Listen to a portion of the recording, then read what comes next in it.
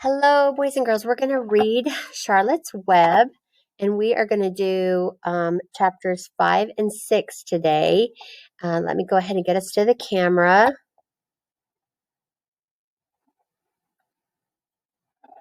All right. The way the sun is shining in here, it's a little bit funny to see, but all right.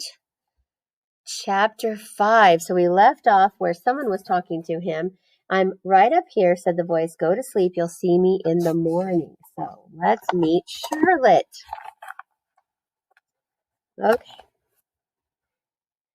The night seemed long. Wilbur's stomach was empty and his mind was full. And when your stomach is empty and your mind is full, it's always hard to sleep. A dozen times during the night, Wilbur woke and stared into the blackness, listening to the sounds and trying to figure out what time it was. A barn is never perfectly quiet. Even at midnight, there is usually something stirring. The first time he woke, he heard Templeton gnawing a hole in the grain bin. Templeton's teeth scraped loudly against the wood and made quite a racket. That crazy rat, thought Wilbur. Why does he have to stay up all night, grinding his clashers and destroying people's property? Why can't he go to sleep like any decent animal? The second time Wilbur woke, he heard the goose turning on her nest and chuckling to herself. What time is it? Whispered Wilbur to the goose. Probably about 11:30, said the goose. Why aren't you asleep, Wilbur? Too many things on my mind, said Wilbur. Well, said the goose, that's not my trouble. I have nothing at all on my mind, but I've too many things under my behind. Have you ever tried to sleep while sitting on 8 eggs? No, replied Wilbur. I suppose it is uncomfortable. How long does it take a goose egg to hatch? Approximately 30 days, all told, answered the goose. But I cheat a little. On warm afternoons, I just pull a little straw over the eggs and go out for a walk. Wilbur yawned and went back to sleep. In his dreams, he heard again the voice saying, I'll be a friend to you. Go to sleep. You'll see me in the morning. About half an hour before dawn, Wilbur woke and listened. The barn was still dark. The sheep lay motionless. Even the goose was quiet. Overhead, on the main floor, nothing stirred. The cows were resting. The horses dozed. Templeton had quit work and gone off somewhere on an errand. The only sound was a slight scraping noise from the rooftop, where the weather vane swung back and forth. Wilbur loved the barn when it was like this, calm and quiet, waiting for light. Day is almost here, he thought. Through a small window, a faint gleam appeared. One by one, the stars went out. Wilbur could see the goose a few feet away. She sat with head tucked under a wing. Then he could see the sheep and the lambs. The sky lightened. Oh, beautiful day! Here it is at last. Today I shall find my friend. Wilbur looked everywhere. He searched his pen thoroughly. He examined the window ledge, stared up at the ceiling, but he saw nothing new. Finally, he decided he would have to speak up. He hated to break the lovely stillness of dawn by using his voice, but he couldn't think of any other way to locate the mysterious new friend who was nowhere to be seen. So Wilbur cleared his throat. Attention, please, he said in a loud, firm voice. Will the party who addressed me at bedtime last night kindly make himself or herself known by giving an appropriate sign or signal? Wilbur paused and listened. All the other animals lifted their heads and stared at him. Wilbur blushed, but he was determined to get in touch with his unknown friend. Attention, please, he said. I will repeat the message. Will the party who addressed me at bedtime last night kindly speak up? Please tell me where you are, if you are my friend. The sheep looked at each other in disgust. Stop your nonsense, Wilbur, said the oldest sheep. If you have a new friend here, you are probably disturbing his rest, and the quickest way to spoil a friendship is to wake somebody up in the morning before he is ready. How can you be sure your friend is an early riser? I beg everyone's pardon, whispered Wilbur. I didn't mean to be objectionable. He lay down meekly in the manure, facing the door. He did not know it, but his friend was very near, and the old sheep was right. The friend was still asleep. Soon Lurvy appeared with slops for breakfast.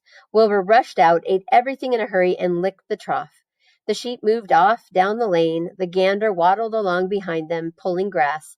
And then, just as Wilbur was settling down for his morning nap, he heard again the thin voice that had addressed him the night before. "Salutations," said the voice. Wilbur jumped to his feet.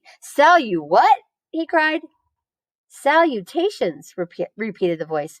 "What are they, and where are you?" screamed Wilbur. "Please, please, tell me where you are, and what are salutations?"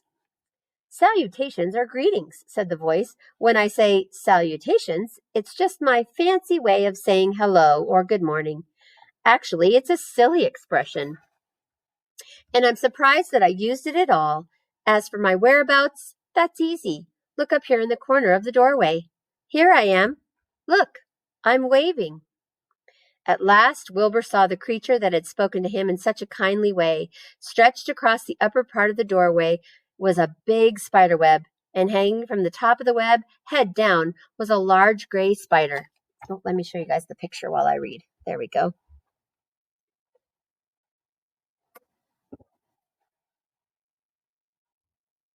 She was about the size of a gumdrop. She had 8 legs and was waving one of them at Wilbur in friendly greeting. "See me now?" she said. Or she asked, excuse me.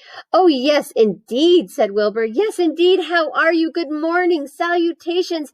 Very pleased to meet you. What is your name, please? May I have your name?" "My name," said the spider, "is Charlotte." "Charlotte what?" asked Wilbur eagerly. "Charlotte A. Cavatica, but just call me Charlotte." "I think you're beautiful," said Wilbur. "Well, I am pretty," replied Charlotte. "There's no denying that. Almost all spiders are rather nice looking. I'm not as flashy as some, but I'll do. I wish I could see you, Wilbur, as clearly as you can see me." Why can't you? Why can't you?" asked the pig. "I'm right down here." "Yes, but I'm nearsighted," replied Charlotte. Sorry about that, guys. "Yes, but I'm nearsighted," replied Charlotte. "I've always been dreadfully nearsighted. It's good in ways, some, but not good in others. Watch me wrap up this fly." A fly that had crawled along Wilbur's trough had flown up and blundered into the lower part of Charlotte's web and was tangled in those sticky threads. The fly was beating its wings furiously, trying to break loose and free itself. "First," said Charlotte, "I dive at him." She plunged head first toward the fly. As she dropped, a tiny silken thread unwound from her rear end. "Next, I wrap him up." She grabbed the fly, threw a few jets of silk around it, and rolled it over and over, wrapping it so that it wouldn't move. Wilbur watched in horror. He could hardly believe what he was seeing, and although he detested flies, he was sorry for this one. "There," said Charlotte. "Now I knock him out so he'll be more comfortable." She bit the fly. "He can't feel a thing now," she remarked. "He'll make a perfect breakfast for me." "You mean you eat flies?" gasped Wilbur. "Certainly. Flies, bugs, grasshoppers, choice beetles, moths, butterflies, tasty cockroaches, gnats, midges, daddy longlegs, centipedes, mosquitoes, crickets, anything that is careless enough to get caught in my web. I have to live, don't I?" "Why, yes, of course," said Wilbur. "Do they taste good?" "Delicious, of course. I don't really eat them. I drink them. Drink their blood." "I love blood," said Charlotte, and her pleasant, thin voice grew even thinner and more pleasant. Don't say that," groaned Wilbur. "Please don't say things like that." "Why not? It's true, and I have to say what is true. I'm not entirely happy about my diet of flies and bugs, but it's the way I am made. A spider has to pick up a living somehow or other, and I happen to be a trapper. I just naturally build a web and trap flies and other insects. My mother was a trapper before me, her mother was a trapper before her, and all of our family have been trappers. Way back for thousands and thousands of years, we spiders have been laying for flies and bugs." "It's a miserable inheritance," said Wilbur gloomily. He was sad because his new friend was so bloodthirsty. "Yes, it is," agreed Charlotte, "but I can't help it. I don't know how the first spider in the early days of the world happened to think up this fancy idea of spinning a web, but she did, and it was clever of her, too. And since then, all of us spiders have had to work the same trick.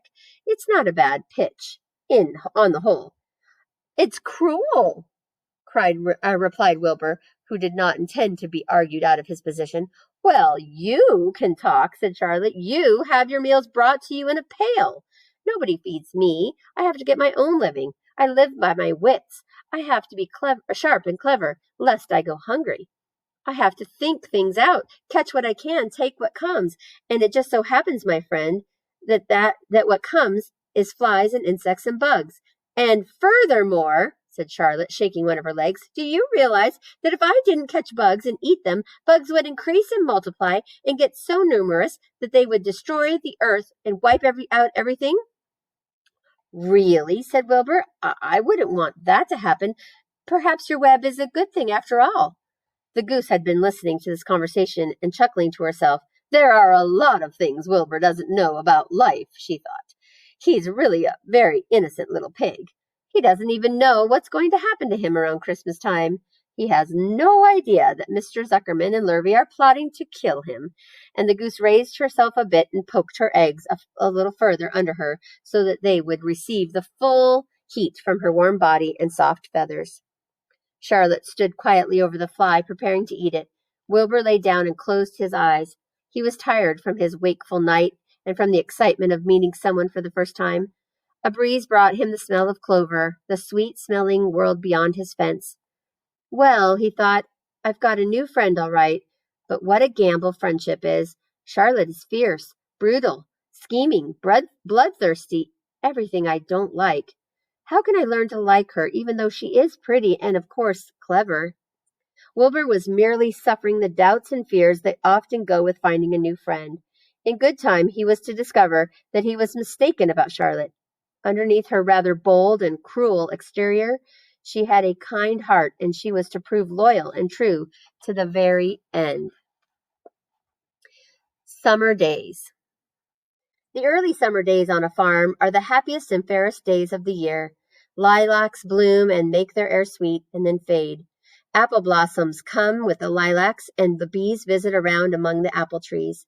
The days grow warm and soft. School ends, and children have time to play and to fish for trouts in the brook. Avery often brought a trout home in his pocket, warm and stiff and ready to be fried for supper. Now that school was over, Fern visited the barn almost every day to sit quietly on her stool. The animals treated her as an equal. The sheep lay calmly at her feet. Around the 1st of July, the workhorses were hitched to the mowing machine, and Mr. Zuckerman climbed into the seat and drove into the field. All morning you could hear the rattle of the machine as it went around and around, while the tall grass fell down behind the cutter bar in long green swaths. Next day, if there was no thunder shower, all hands would help rake and pitch and load, and the hay would be hauled to the barn in the high hay wagon, with Fern and Avery riding at the top of the load. Then the hay would be hoisted, sweet and warm, into the big loft, until the whole barn seemed like a wonderful bed of timothy and clover.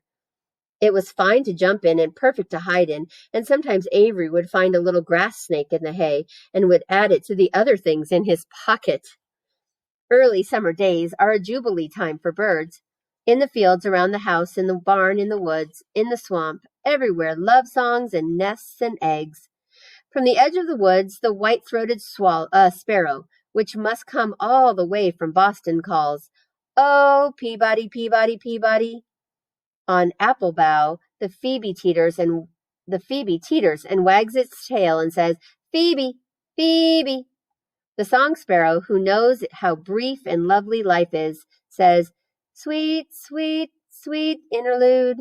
Sweet, sweet, sweet interlude." If you enter the barn, the swallows swoop down from their nest and scold, "Cheeky, cheeky," they say. In early summer, there are plenty of things for a child to eat and drink and suck and chew. Dandelion stems are full of milk. Clover heads are loaded with nectar. The frigid air is full of ice-cold drinks. Everywhere you look is life. Even the little ball of spit on the weed stalk, if you poke at it, has a green worm inside it. And on the underside of the leaf of the potato vine are the bright orange eggs of the potato bug. It was on a day in early summer that the goose eggs hatched. This was an important event in the barn cellar. Fern was there, sitting on her stool when it happened. Except for the goose herself, Charlotte was the first to know that the Goslings had at last arrived. The goose knew a day in advance that they were coming. She could hear their weak voices calling from inside the egg. She knew that they were in a desperately cramped position inside the shell and were most anxious to break through and get out. So she sat quite still and talked less than usual. When the first gosling poked its gray-green head through the goose's feathers and looked around, Charlotte spied it and made an announcement. "I am sure," she said, "that every one of us here will be gratified to learn that after 4 weeks of unremitting effort and patience on the part of our friend the goose, she now has something to show for it. The goslings have arrived. May I offer my sincere congratulations." "Thank you, thank you, thank you," said the goose, nodding and bowing shamelessly. "Thank you," said the gander. "Congratulations," shouted Wilbur. "How many goslings are there? I can only see one."